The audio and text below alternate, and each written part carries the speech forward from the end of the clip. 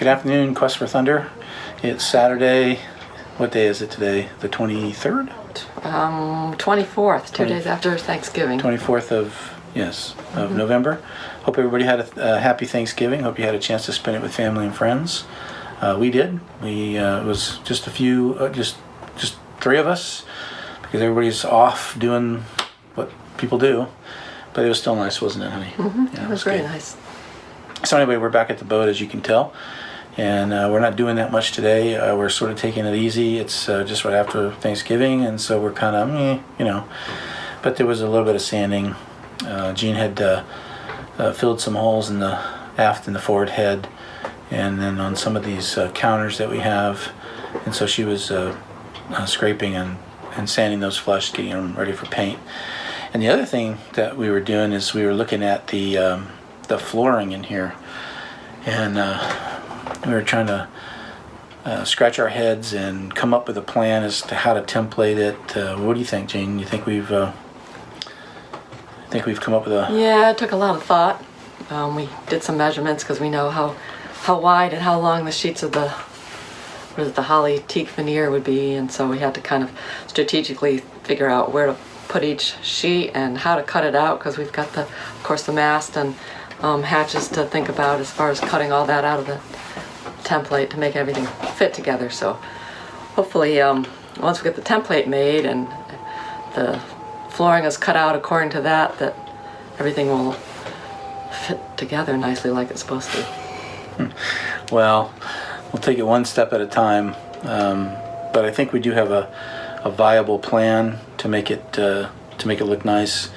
And actually, as it turns out, because of the way we've decided to do it, most of the angles are straight. They're very long, straight areas, so we don't really have a whole lot of weird film some of it? Finessing to do. Yeah, we'll put the camera up during the tear out. We're really not sure how that's going to go yet. We've tried to pry it up in a couple places. We think we got all the screws out. Of course, every now and then we find one that we missed. But for the most part, I think we have them all out. We try, but we can't get the bar underneath. We need a hammer. We didn't bring one. And we just need some leverage. Yeah, we don't know how easy the floor is going to come up. If we have to just smash it bit by bit, or if it'll just lift nicely like a dream. I have a feeling it's not going to lift nicely. The other issue is that the leverage points are on the stringers, and these stringers are old, and so I don't want to break a stringer, damage, make it worse, whatever. So it's going to be interesting how we make it happen. What we're thinking about doing, originally we were hoping to take it out in big pieces that we could possibly use to as templates, but I don't like the way they put it in here. I don't like the way they actually fit it in here. I think the way we've come up with is much better.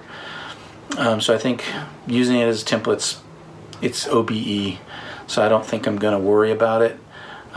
So if it is a problem, we can't pull it up, I think just sawing it into sections and pulling out the sections will probably be the easiest way. You could just burn it out with a bonfire. Oh yeah, that's good. Yeah, the whole boat will go down.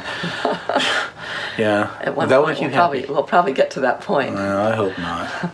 Mark will be angry. Jean's taller than me, but she's not that much taller than me, even though this video makes her look like she's just like... stand up straight. I am think that's about accurate. She's making me look like a gnome here. You are a gnome. Thank you. That's about right. Yeah, you guys get to see the glare of my bald head this time around. I forgot my hat today. It was overcast, so I didn't really need it, but I digress. So anyway, that's what we've been up to. That's what we're up to today. I do have something I want to show you. This is something that's pretty typical of old boats. Let me switch the camera around. I'll show you. Okay, so like I said last week, we're removing lights, and so we have these old reading lights. They're old incandescent. You can see they're pretty worn, pretty yucky. The bases don't work so hot anymore.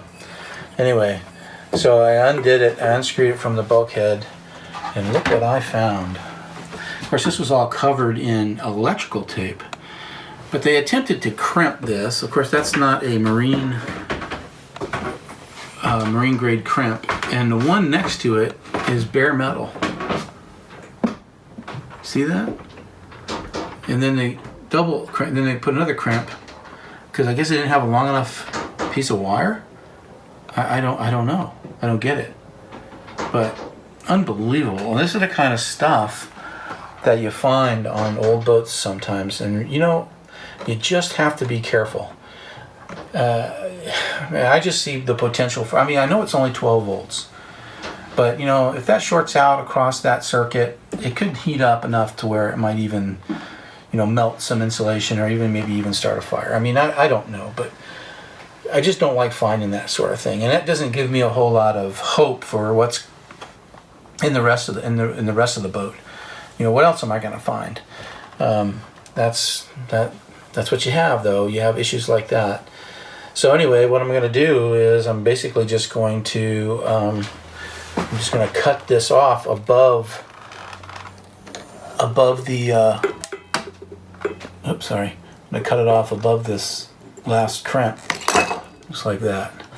And that leaves me with these two wires here, but I can pull that out a little bit and I can strip back this insulation, so I have enough wire to put a butt-in, a proper marine butt-in connector, and when I put the new light in. Anyway, so here's the old crimp, and look here, down inside here, and this is a piece of electrical tape and this one of these old yellow crimps. They did an old yellow crimp like this one.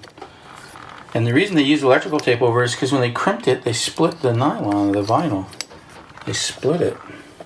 So you have exposed wire, and then this one is metal. I can't even believe they didn't put any heat shrink or anything on that. They just left it metal like that. It's incredible. Oh well, that's what we find. So this is what you should be using. These are butt-in connectors for electrical. And it's various different sizes. In here I think we have 22 to 16 gauge, 16 to 14 gauge, and then 12 to 10 gauge. The big yellow ones are 12 to 10 gauge. Anyway, what you do is you crimp these onto the wire, and then you use some heat and you heat shrink them. And there's a bit of adhesive in the middle inside, and when you heat them, it seals around the wire and makes them waterproof. So you see how it says waterproof there? So that's what should have been used. And I'm finding that where there